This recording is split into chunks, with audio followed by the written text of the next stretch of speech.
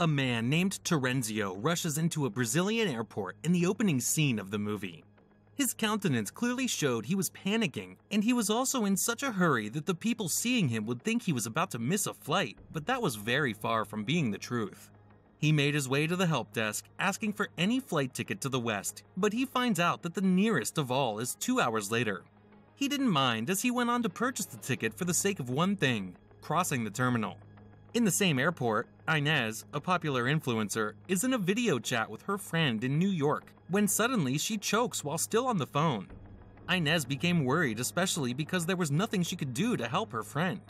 Outside the airport, people who are watching the TV see that the reporters as well as the live show hosts have all passed in front of the camera. And not just that, but a great number of people outside are lying dead on the streets.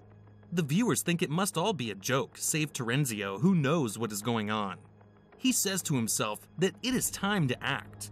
He immediately makes his way to the terminal, and when the guard is distracted, Terenzio snatches his gun and forces everyone out of his way.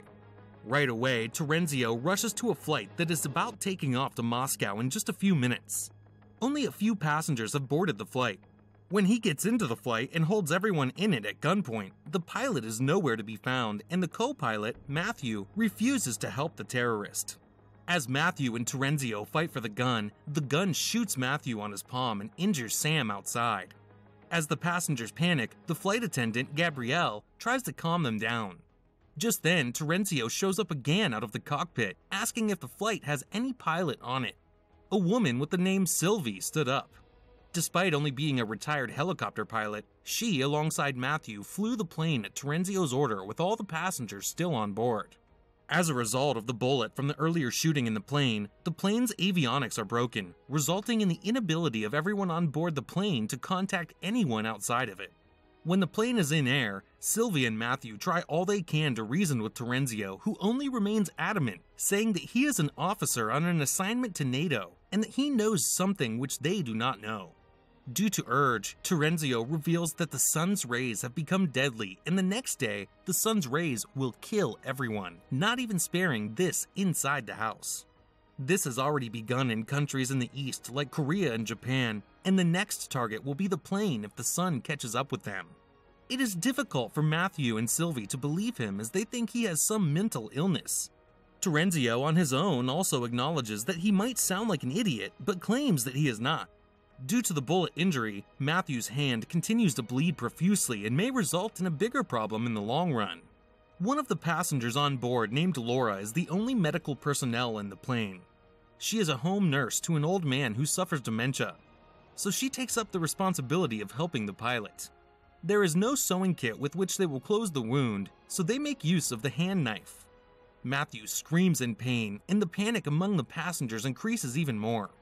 Matthew is aware that the passengers starting a protest would mean the death of everyone, so he calms everyone down and tells them that they would be landing in a different location as Terenzio wishes, after which they will continue their journey to the original destination.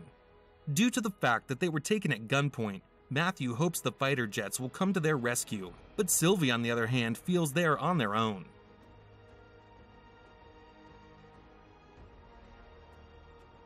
One of the air passengers, named Ayaz, had heard them talking about the sun and suspects that the pilot is telling them lies. Suddenly, one of the passengers begins to cough and in no time falls unconscious. Ayaz pretends to be helping him, but in the process snatches Terenzio's gun. Ayaz orders Terenzio to be locked in the toilet while he commands the pilot to tell them the truth. The pilot then discloses that they are landing in Iceland because Terenzio wants to go somewhere west. There, the terrorist will be arrested by the police while the others will be let free. The pilot also tells the passengers about the sun, and Terenzio thinks it would kill a lot of people. This gets the passengers more scared, and they start remembering the strange incidents occurring before they took off, and they are worried about their families. As the captain, Matthew calms them all down and promises to bring them all to safety. After some time, he tries to land in an airport in Iceland, but receives no signal from the traffic control. As they get closer to the ground, they notice that many airplanes have crashed into each other and that people are running around looking for safety. They all finally come to the agreement that Terenzio was telling the truth, but they cannot land due to the blockage of the runways. The plane has only enough fuel to fly a bit west to Scotland, and the captain decides to do that, hoping for the best out of it. He releases Terenzio from where he is locked so he can let everyone know what is really going on. Terenzio reveals that he got to know about the sun by sneaking an ear to his senior's conversation. He does not know the reason for its occurrence, not when it will stop, but all he knows is that for them to survive, they must fly away from sunrise. The passenger who had collapsed, however, was still on the floor, finding it difficult to breathe, and with his last breath, he said he swallowed diamonds. Laura's attempts to save him were all to no avail. At the same time, they go through an emergency landing in Scotland. Matthew managed to stop the plane a few steps before it hit the wall, and as they went outside, their phones beep with numerous notifications from their loved ones. The internet is filled with news of the deadly sunrise. Only half of the world is left alive as they are waiting to join the other dead half in death. The airport is totally without life because everyone who had a way to run away has fled while the rest are hiding in darkness, hoping to get protection from it. However, the news has it that even inside bunkers, people are still dying. They were approached by 3 RAF servicemen asking for their help. With just 45 minutes left till sunrise, they decide to take everything they need for the journey to the west. One of the passengers is an aircraft engineer, Jacob, and he wants to go home to save his pregnant wife, but for the safety of everyone, he is asked to step back.